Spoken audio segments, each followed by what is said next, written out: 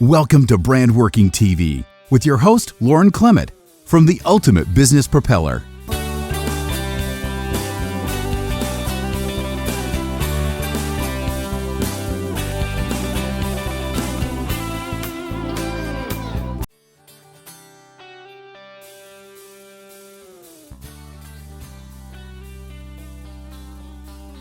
Janice was a natural athlete, and at just 10 years old, she was Victorian champion for 70 and 100 metres and competed in the Victorian Athletic Schoolgirls Championship at just age 11.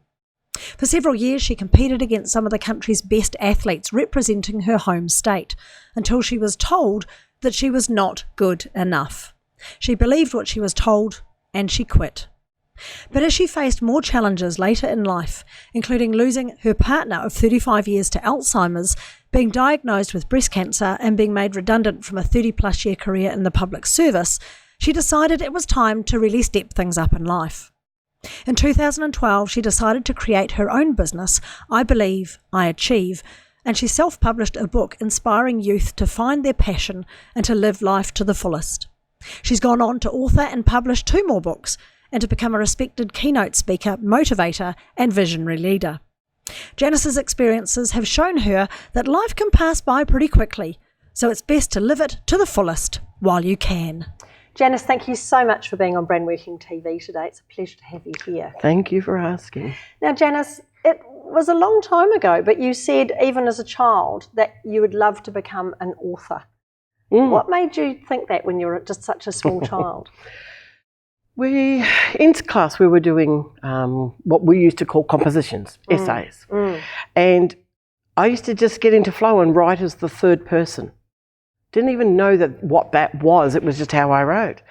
And the teacher one day said to me, "Why are you always the cat, the dog, the horse, the car, whatever?" And I said, "Just is, you know." So why aren't you yourself when you're writing? Basically, yeah. Wow. But it was an instant thing that I could write as if I was the bird watching everything happening and say it from the bird's perspective, right?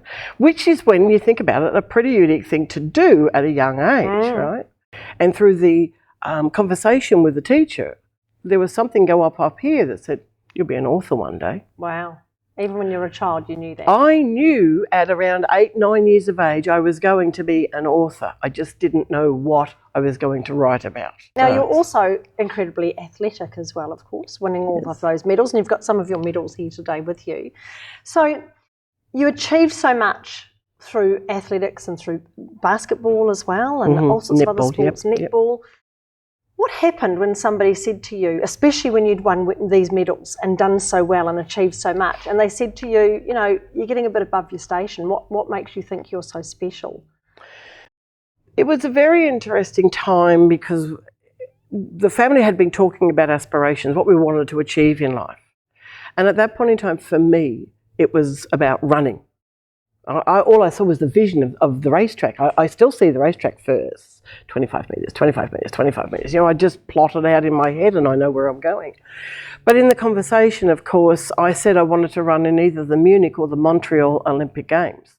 Now, that was pretty big as a 10, 11-year-old. And then this voice over here said, "What makes you think you're good enough?"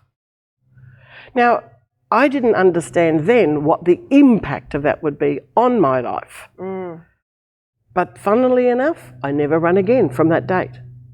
Wow. I never ran in competition again from that date.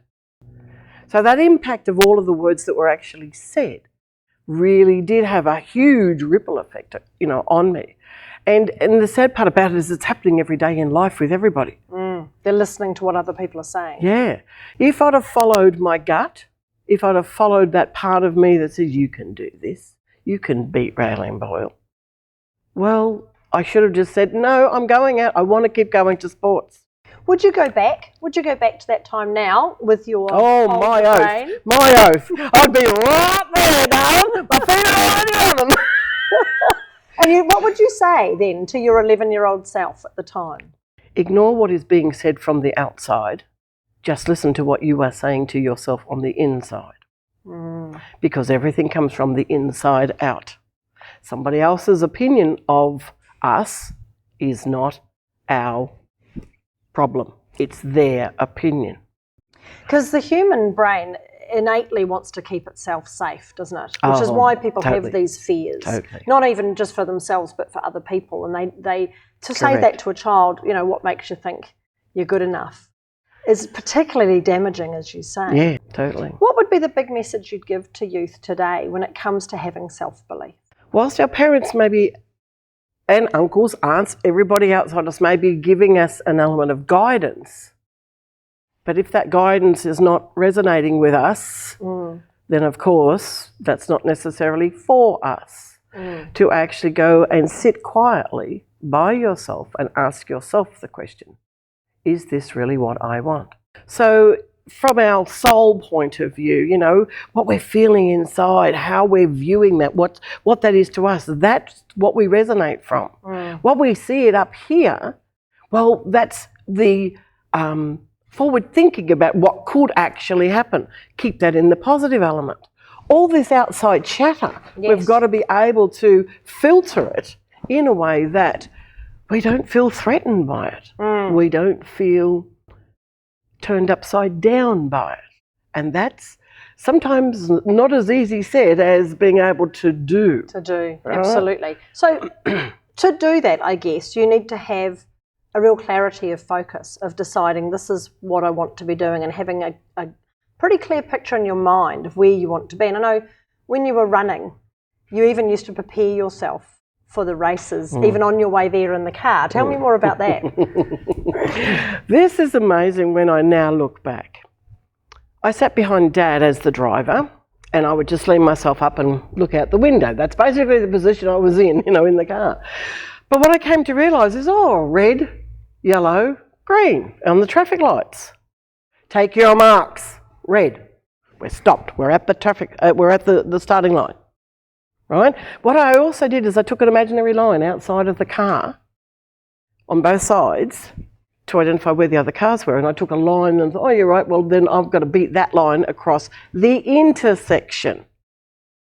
Sometimes longer, sometimes short ones. And this was on your way to racing? This was on my way to the athletic ground on competition day.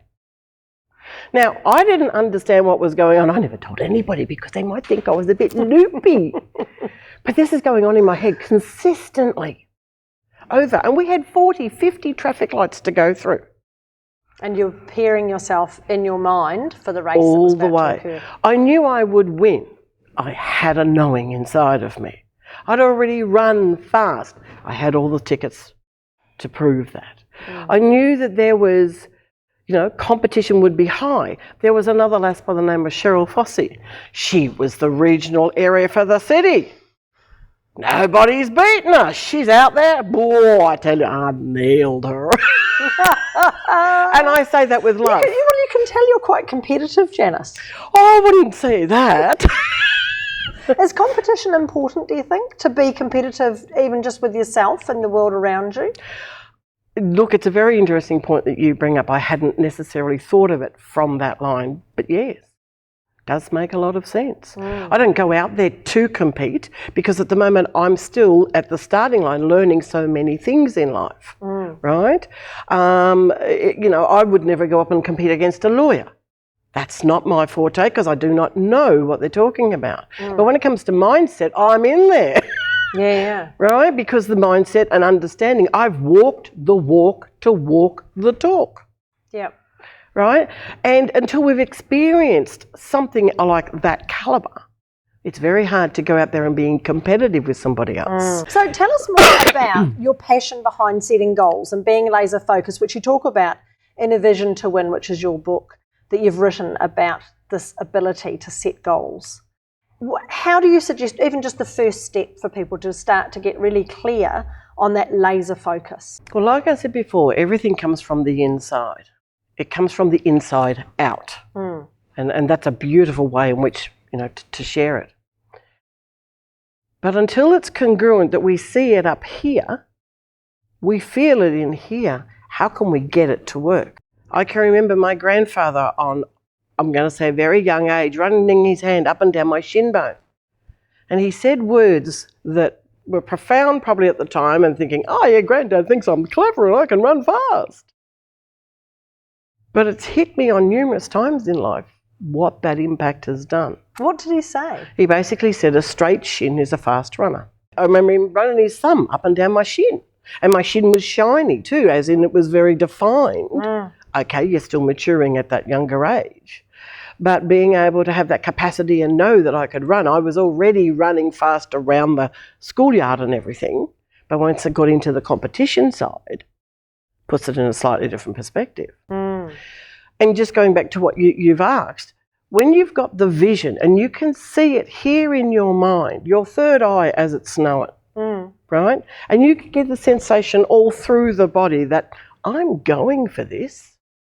You feel it here because you're passionate about it. It becomes congruent inside of you. It becomes who you are.